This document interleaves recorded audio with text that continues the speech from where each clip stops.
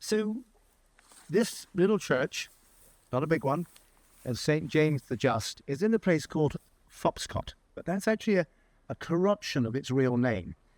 Its real name is Foscott, which means a settlement, cottage, and cottages on the Foss. And the Foss was a Roman road. Now, the main Foss runs about 1.5 miles along there. It linked Lincoln to Exeter. It was dug by the Romans as a sort of initial defensive ditch. On this side was Roman settlement.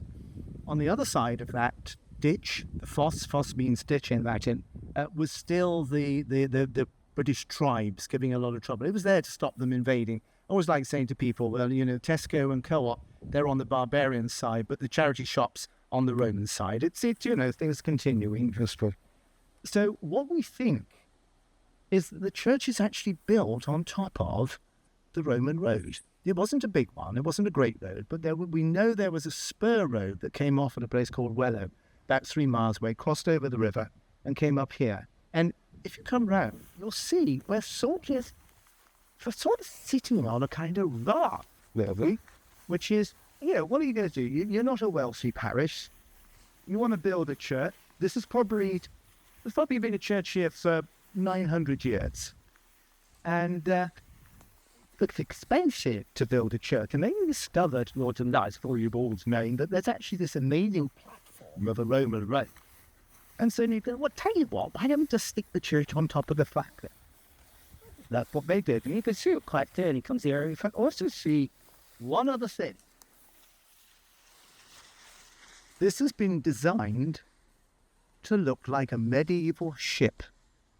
Virtually every single medieval church anywhere in Europe was designed to look like a ship. And it faces to the east. This is the direction of the resurrection. It's the direction of the rising sun, which in Anglo-Saxon and English makes a wonderful pun of Christ rising from the grave. But it's also the direction from which Christ will return, which is why all Christian burials face east. Your feet face east, you're looking east, so that on the day of resurrection, when Jesus appears, you can kind of, here we are, it's the direction, you can get up and go, oh, wow, hello, Jesus. Whereas if you're facing around the other way and Jesus comes and people go, oh, look, it's Jesus, you're like the pantomime. Where? Behind you? What? Where? Oh, there. Oh, sorry, wrong way. So it's as simple as that. It's literally as simple as that. This has been designed to make sure that on the day of resurrection, you're facing the right way, because that's where Jesus will come. But this is the ship. It's the ship of faith. So this is the ship that will carry you through its prayers, through its rites of passage, from baptism to funeral, will take you through the troubles, the storms of this life, as well as the calmnesses, as well as the festivals and the celebrations. It carries you through this life. It's the ship. There's the pilot up there. This is the prow. See how it narrows down to become the prow of the ship. And it's also the ship of faith that will carry you from this world into the next. That's what this ship of faith is all about. And on this side, we're on the north side. Now, the east is the direction of the resurrection. The south is the direction of life, which is why all the old tombstones are over there.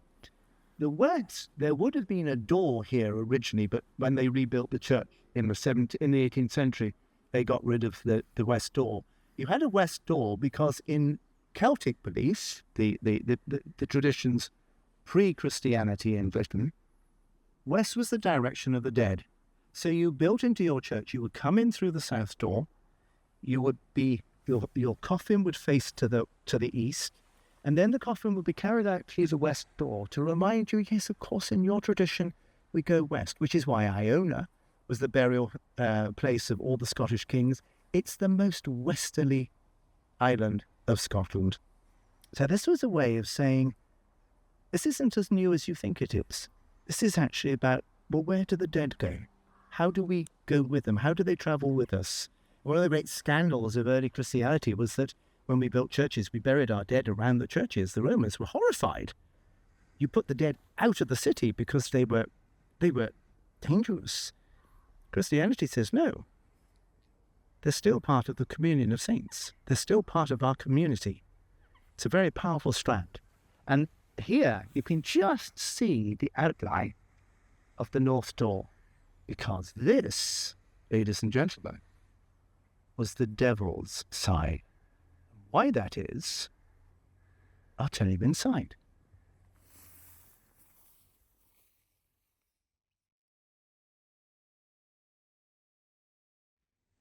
So here's our church over there. Can you see in the field over there, there's a groove that kind of runs very faint now through the field. That's the Roman road, and it heads straight towards the church. That's why we believe they built the church on top of the Roman road.